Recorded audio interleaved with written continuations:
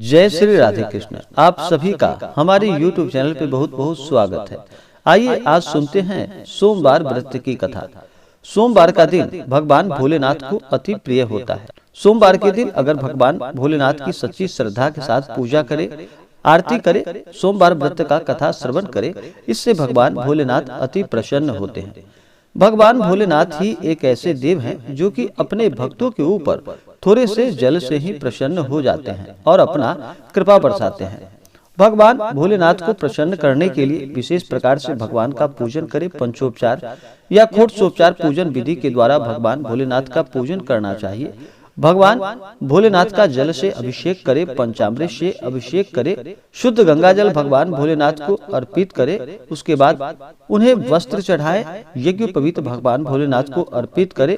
फिर अक्षत, चंदन, पुष्पों की माला भगवान भोलेनाथ को अर्पित करे। उसके बाद भगवान भोलेनाथ को बेलपत्र अति प्रिय है तो उन्हें बेलपत्र 3 पत्ते वाला चढ़ाएं, जिसपे राम का नाम लिख करके अगर भगवान भोलेनाथ को अर्पित करे तो लाभकारी होता है।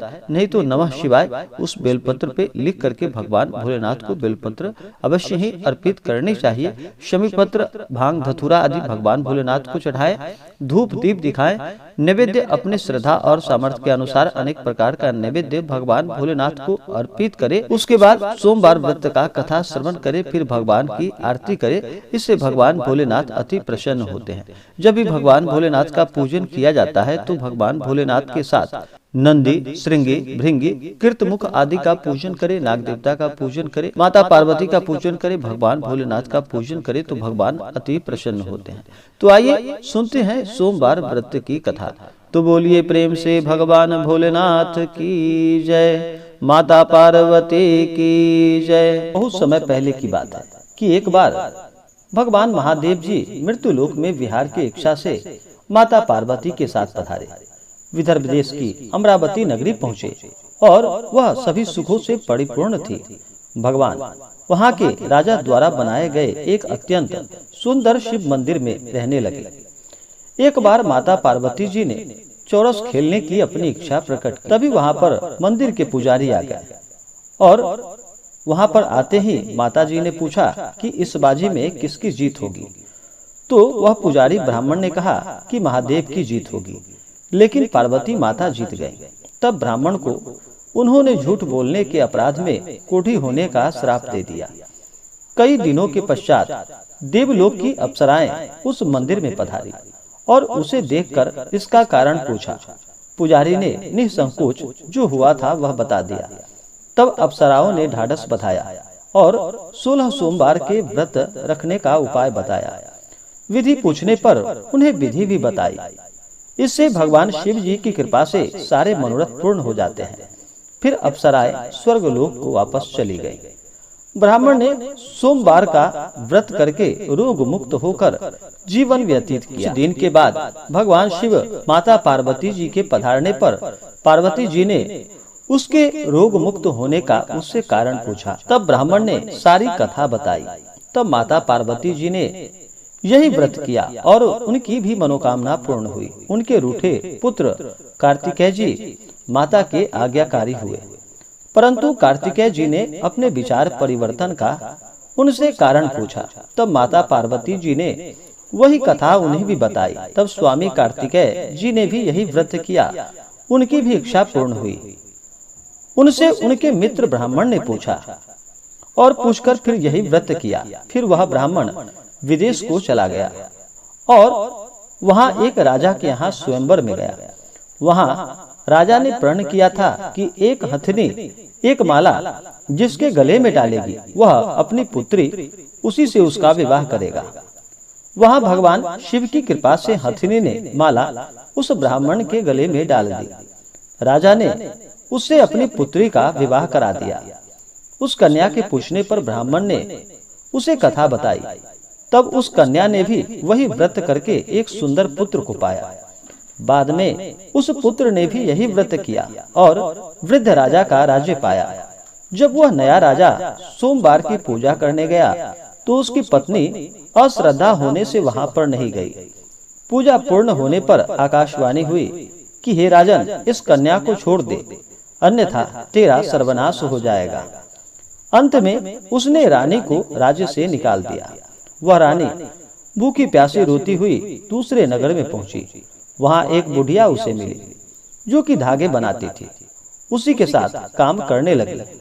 पर दूसरे दिन जब वो धागा बेचने के लिए निकली तो अचानक तेज हवा चली और सारे धागे उड़ गए।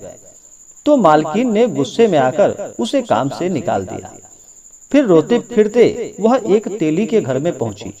तेली ने उसे रख लिया, पर भंडार घर में जाते ही तेल के बर्तन गिर गए और तेल बह गया। तो उसे तेली ने भी उसे घर से निकाल दिया। इस प्रकार सभी जगह से निकाले जाने के बाद एक सुंदर वन में पहुंची। वहां के तालाब में पानी पीने के लिए जब बढ़ी तो तालाब सूख गया।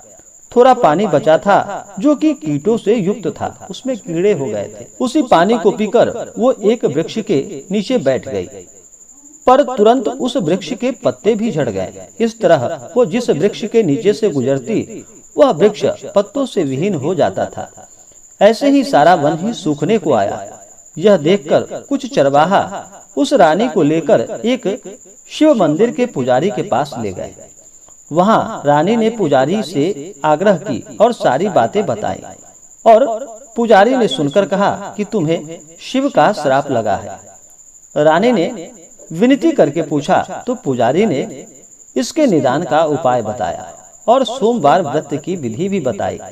रानी ने तन मन से व्रत पूरा किया और भगवान शिव की कृपा से 17वें सोमवार को राजा का मन परिवर्तन हुआ।